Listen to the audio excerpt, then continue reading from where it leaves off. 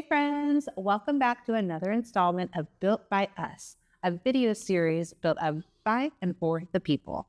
If you've heard of Built by Us before, that's because this spawned from our incredible podcast. So be sure to tune in anywhere you listen to your podcasts on Apple or Spotify or wherever. Today, we're talking about misinformation and who is she, because it's getting wild out there, y'all. Mis and disinformation is spreading like wildfire for this 2024 general election, amongst other things. And we want to make sure we can give you the tools to be able to spot, identify disinformation, what to do when you see it, and how to stay informed with good, factual information. Today, we have an expert, Marques Thompson, who's our organizing director, here to talk about mis and disinformation. Marques was born and raised in Eastern North Carolina and cares about issues such as education, workers' rights, social justice, and civil rights. He's a Harvard-trained organizer and has done incredible work not only in the eastern part of North Carolina, but across the entire state. Welcome, Marques. Thanks for having me. This is so cool. Yeah, no problem. Thanks for joining us today. So today we're talking about mis and disinformation. And to give our viewers a little background, misinformation is false or inaccurate information, getting the facts wrong. Disinformation is false info deliberately intended to mislead, so intentionally misstating the facts. So misinfo would be your friend getting the restaurant wrong you're all supposed to meet at because she didn't check her text. And disinformation is your friend telling you a completely different restaurant because she didn't want to see you tonight. That's fine. Yes, Marques, tell me all about mis and disinformation and what you're seeing as one of our statewide organizers. Yeah, so as you said, it's a big problem. We see it all over the state. And listen, it's something that has hit me personally and my own family, just to show you how rampant it is. So, I come from a household that, I would consider to be, educated and, in the know and stuff. That's how I kind of got my passion for what I do now. And I was talking to my mom the other day, and she just told me just something that was just a straight up lie that's just out there in the media. And she told it to me as though it was just the truest thing in the world. In fact, that wasn't a point that she was trying to make. She was asking me about help for my brother in some of the situations. And she said, and she just told this lie about, where money is going to immigrants and this kind of thing. And she just as though that was just true and just what it was. And I had to say, what? I was shocked because I just, it's like the TV is coming into my real life, it's on my phone. And entertainment news. Absolutely. Yeah. But it was causing real harm because she was thinking that something that should have been available to my family was not going to be, and this was the reason why. So again, what's supposed to her, and I had to tell her, Mom, that number one, that's not true at all. And we went over some things that people need to do. I said, Mom, anytime you hear something, I was like, where'd you hear that? She heard it from her aunt, from my aunt, from her sister. I said, Mom, you got to check everything you hear. I don't care where you hear it from. You got to go to a news source and check it, and then check it twice.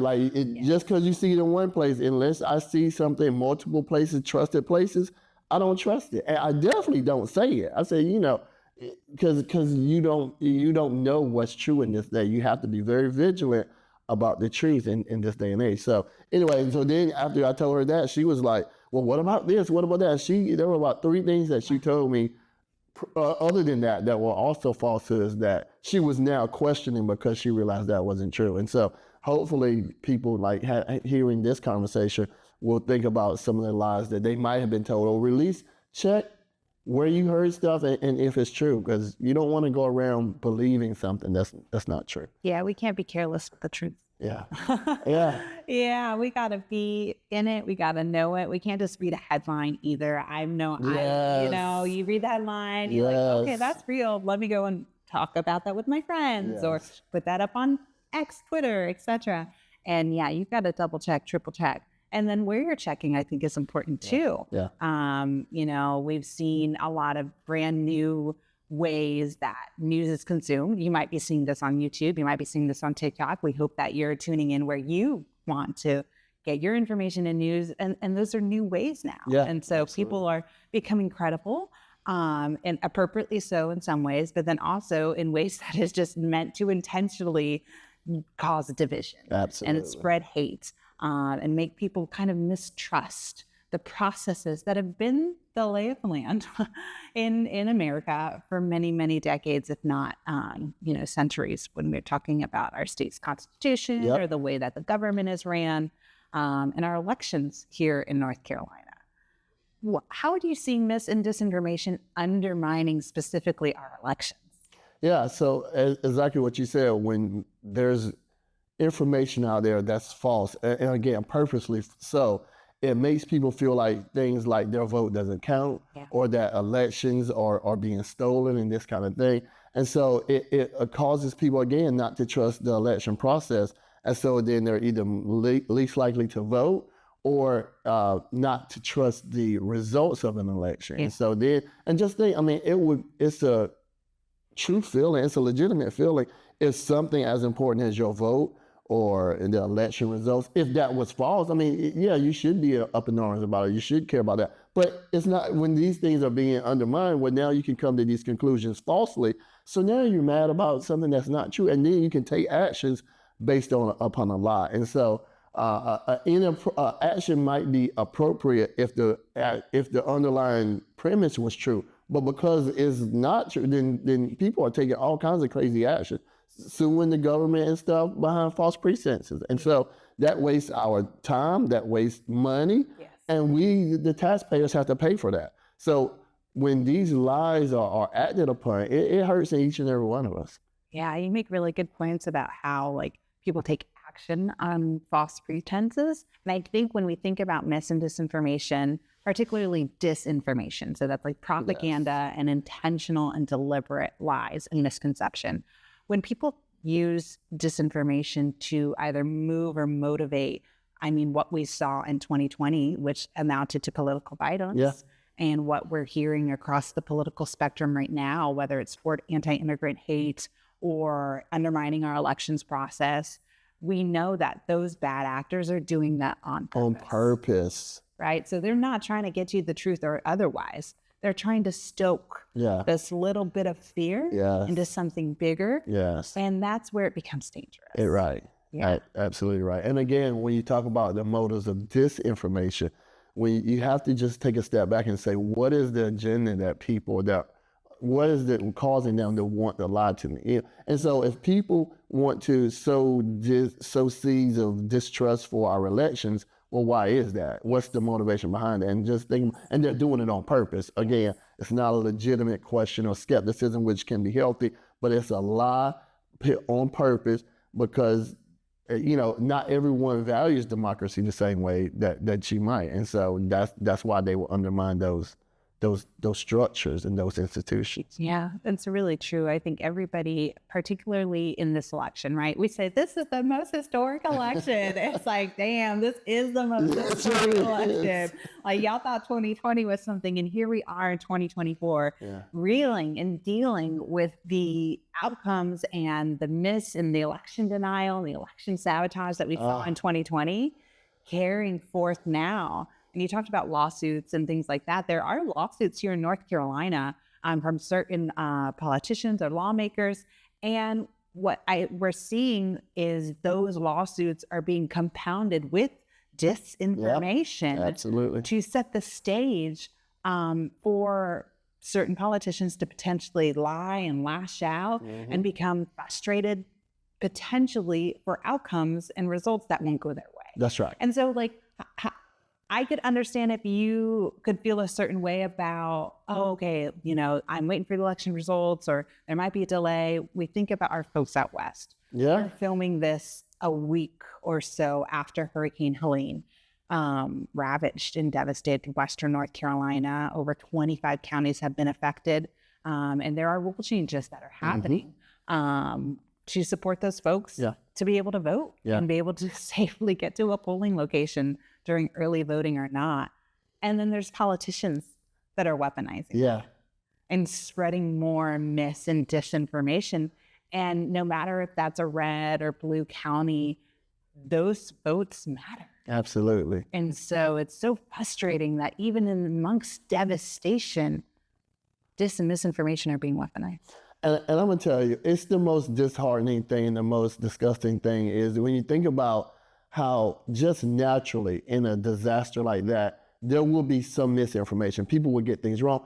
It's hard to get information out, period. In that situation, there's sometimes the power is not out or whatever. So just think how harmful it is that in that environment for someone to be purposefully spreading lies in an environment where information is at a premium and it's hard to get, and then the information you do get is a lie. Yeah. That's designed to hurt you or designed to make you think that your vote is not going to count, or that it's something that someone is attacking you and you're in a very vulnerable state. It's just disgusting. I mean, it's some of the worst things that I've seen in my life, to be honest. I mean, and I don't mean that hyperbolic. I never would think there would be a day where there would be people that were suffering in the way they're doing in the West, that then people would try to use that situation for political gain and use a lie to do that. It's just, and so here again, it just makes us have to be on guard and make sure that we are very vigilant about what we're hearing and where it's coming from, and that what we say is that we're not unintentionally spreading lies. We need to be vigilant about what we say and make sure it's accurate. Check that recipe. Yeah. Check that recipe again. Exactly. Okay, so what can we do to help folks out west in North Carolina, across the state, to make sure they're getting true, factual information? Yeah. Well, so the number one thing is for us to be vigilant about our news diet, our media diet, our habits, to make sure that whatever we hear, that we first identify trusted news sources. And you want to be doing that now. You don't want to wait until things are going crazy and then say, well, wonder, can I trust this person or not? Now is the time where you can see, okay, who is it that I can trust when it comes to my media diet, when it comes to news and information. Like Democracy North Carolina is a trusted source. And one way I identify a trusted source is if someone were to make a mistake, again, say something wrong, are they trying to correct it? Are they trying to fix it? Right. Or are you working with a media that they'll just say something, and even when they're called out on it, there's never any, oh, we were sorry, oh, we got this wrong, there's never any correction or whatever. That's when you're dealing with someone that's dealing in disinformation or someone that you can't trust, because mistakes will happen. But when you have a person that says, I'm perfect all the time, I never make, especially when they're being called out, that's a liar. That's disinformation. That's something you can't trust. Right, exactly. That's the red flag. So anyway, making sure you're vigilant about your trusted sources, and then again making sure that when you do hear something, that you do check multiple sources and make sure that that's right before you say it anywhere. And then it's always good to use your networks once you know you have something that's true, that's right, and that's important, to use your networks to make sure that people know it.